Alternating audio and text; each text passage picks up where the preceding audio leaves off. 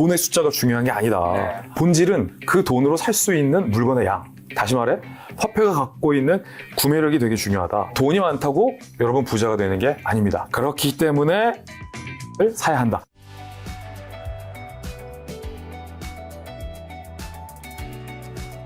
반갑습니다. 결혼 축하드립니다. 감사합니다. 결혼식도 갔습니다. 도와주셔서 저희 장모님께서 김진 앵커님과 사진 찍는다고 사진을 봤거든요. 나중에 네. 너무 행복해 하시는 표정이더라고요. 그 사이에 저는 결혼을 했고 신혼여행을 다녀왔는데 또 김진 앵커님한테도 굉장히 엄청난 일이 있었더라고요. 지난번에 이제 책 출간될 때 요 책 여러분 출간될 때 이제 품격 있는 대화를 위한 지식 브리핑 책 출간될 때 나오셨는데 이제 한 달 좀 지났잖아요. 한달 됐어요. 교보문고 종합 1위 4주 연속 지금 현재 5주 차인데 종합 3위.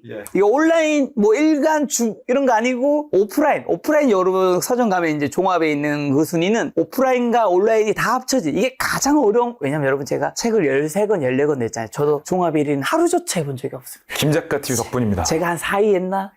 근데 너무 저도 이 책을 출판사와 제가 이 저자님, 앵커님 연결해준 사람이기에 아주 굉장히 많은 사람들이 이 책의 가치를 알아준 것 같아요. 김 작가님의 지분이 상당합니다. 출판사도 소개시켜 주시고. 제가 거기에 실제 지분이 있진 않습니다. 절대 오해하지 마세요. 오늘 이 책에 광고비를 붙는 것도 아니에요. 하지만 책이 너무 좋은 책이기 때문에 또 제가 이번에 결혼을 했잖아요. 맞아요. 결혼해서 저희 의미 있는 저희 프로젝트를 하나가 주말마다 제 여자친구, 이제 어떻게 보면 더 나아가서 와이프가 된 사람이랑 주말마다 책 한 걸 같이 보기로 했어요. 그 책으로 바로 이 책을 함께 보고 감사합니다. 우리가 이제 품격 있는 대화를 위해서 이 세상도 우리가 품격 있게 읽어야 되고 부부간에도 싸우잖아. 이 품격 있게 대화를 위해서 우리가 좀 책을 읽어보자. 그 첫 책으로 김진 앵커님의 책을 본다면 도움되지 않을까. 대단히 감사드립니다. 여러분들의 품격 있는 삶에도 이 책을 보신다면 큰 도움 되지 않을까 싶고요. 지난번에 나와 주셔서 뭐 국제 정세, 북한 여러 가지 얘기했지만 또 가장 뜨거웠던 거는 또 김작가 TV가 재테크 채널이라서 그런지 그렇죠. 재테크 콘텐츠가 뜨거웠습니다. 그래서 오늘의 주제는 첫 번째는 화폐 가치 알아. 인플레이션. 요겁니다. 현금만 들고 있어도 손해라는 말. 우리가 옛날에 들었지만 요즘같이 와닿는 경우 많지 않은 것 같아요. 그 이유는 뭐고 어떻게 뭐 앵커님은 공감하세요? 그럼요. 왜 이 현금만 들고 있으면 손해인가 이걸 설명해주는 지식을 사실 이 책 품격 있는 대화를 위한 지식 브리핑에도 썼거든요. 그게 칸트용 이펙트입니다. 칸트용 효과. 현금을 손에 들고 있는 것만으로도 손해를 본다. 가난해진다. 그걸 잘 설명해주는 이론인데 이른바 이제 돈이 흘러가는 순서를 설명해준 이론이거든요. 맞습니다. 여러분 요 영상 뒤에 이야기 꼭 주의 깊게 보셔야 돼요. 여러분이 재테크 지금 투자의 시대에 밀리지 않기 위해서 맞아요. 나의 자산의 가치를 방어하기 위해선 이 칸티용 이펙트에 대해서 반드시 아셔야 됩니다. 예를 들어 볼게요. 이렇게 두 사람이 있다. 두 사람. 가정할게요. A, B. 네. 한 사람은 30억짜리의 아파트를 갖고 있습니다. 30억. 네. 다른 사람은 30억 원을 현금으로 쥐고 있습니다. 김진님이 30억 현금. 네. 그러면 우리 둘의 자산의 가치는 똑같아요. 지금 현재 같습니다. 그렇죠? 30억? 그렇지. 그런데 이 정부가 돈을 풀기 시작합니다. 그런데 이 돈이라는 것은 안정적인 투자처를 찾아가는 속성이 있기 때문에 돈이 시중에 풀리면 제일 먼저 부동산 시장으로 돈이 들어갑니다.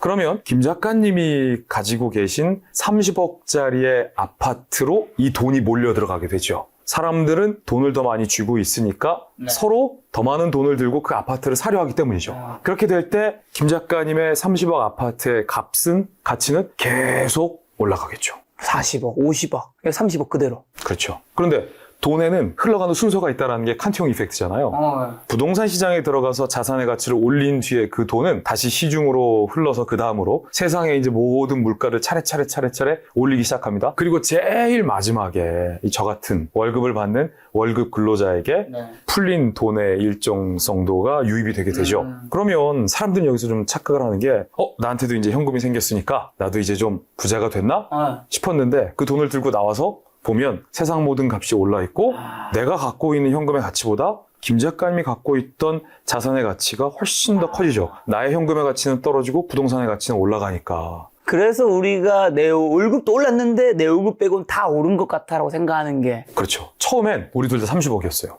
그런데 돈의 사이클이 끝난 이후 김 작가님이 갖고 있는 30억 아파트는 60억이 됐을 거고 제가 갖고 있는 돈의 가치는 30억 내지는 30억보다 더 오히려 떨어지게 된 겁니다. 이 둘의 자산 격차가 바로 칸티용 이펙트인데 그렇기 때문에 현금만 들고 있으면 손해라는 말이 나오는 거고 그렇기 때문에 부동산을 사야 한다. 사야 한다. 기본적으로 이제 자본주의 시장의 원리는 알짜배기 집을 조금이라도 쥐고 있는 사람이 무조건 유리해지는 구조입니다.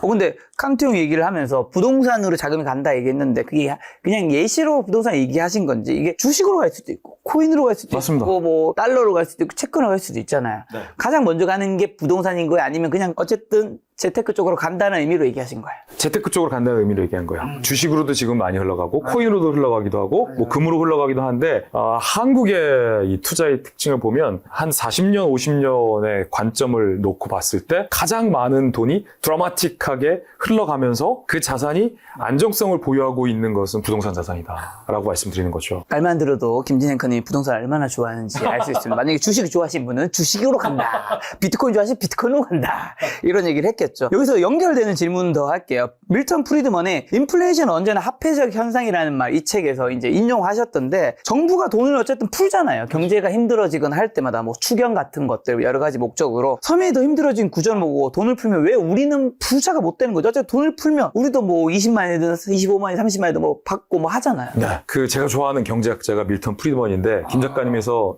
딱 그 밀턴 프리드먼의 말을 인용해 주셨습니다.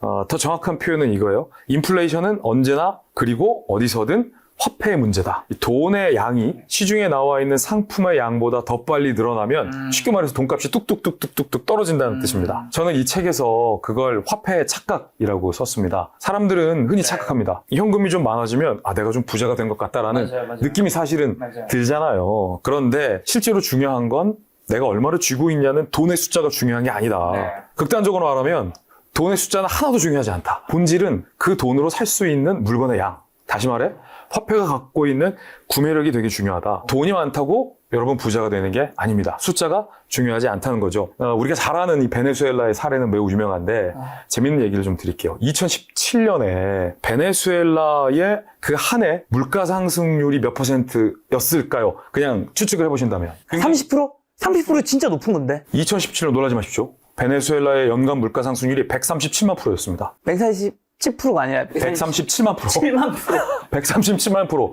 진짜요. 137만 %. 저도 조사하면서 눈을 몇 번 비웠어요. 근데 더 놀라운 얘기 드릴게요. 2017년이었잖아요. 그거보다 1년 뒤 2018년 한 해 뒤 베네수엘라의 연간 물가 상승률은 1000만 %를 기록했습니다. 엄청난 인플레이션이죠. 그럼 그렇게 되면 이 국민들의 삶은 어떻게 되느냐, 일반 사람들의 삶은 어떻게 되느냐, 실제 있었던 일인데 오전에 이 월급쟁이들이 근로자들이 월급을 받잖아요. 그럼 월급을 받자마자 사람들이 마트로 막 달려갑니다. 재밌는 건 마트로 달려가는 동안에도 물가가 계속 올라요. 1000만 %니까. 두 번째는 이 휴지 있잖아요. 휴지, 두루마리 휴지의 면적만큼, 그 면적만큼이 같은 면적의 지폐보다 훨씬 더 비쌉니다. 세 번째는 그냥 우리가 즐겨 먹는 우유 1000ml짜리를 사기 위해서 3시간에서 5시간 정도 사람들이 줄을 서야 합니다. 돈을 이만큼씩 싸들고. 그 사이에 돈이 부족해서. 그렇죠. 물가부터 올랐어. 그렇죠. 자, 그러자 베네수엘라 정부가 어떻게 했냐. 이걸 좀 봐야 되는데 이게 더 흥미롭습니다. 베네수엘라 정부가 화폐 개혁을 단행합니다. 2008년도에 화폐 개혁을 단행하는데 베네수엘라 지폐에서 뒤에 뭐 00000 붙어 있잖아요. 그 03개를 삭제합니다. 그러니까 10,000원을 10원짜리를 만들어버리는 겁니다. 그런데 2008년에서 10년 뒤 2018년 그러니까 물가가 너무 많이 올라서 화폐 시스템이 감당을 못하는 거죠. 2018년에 베네수엘라가 한 번 더 화폐 개혁을 단행하는데 그때는 화폐에서 공을 몇 개 지웠을까요? 3, 4개? 좀 더 많이 줘요. 5개를 삭제합니다. 그런데 2021년 그거보다 3년 뒤에 화폐 개혁을 또 합니다. 그때는 화폐에서 공을 6개 삭제합니다. 자, 여기서 김작가 TV 채널 구독자 퀴즈. 이렇게 베네수엘라 정부는 총 몇 개의 화폐에서 공을 지웠을까요? 띠리딩. 제가 조사해봤는데 무려 14개의 공을 지웠습니다. 정부가 돈을 막 풀었을 때 서민들이 왜 더 가난해지는지를 보여주는 가장 좋은 사례라고 생각합니다.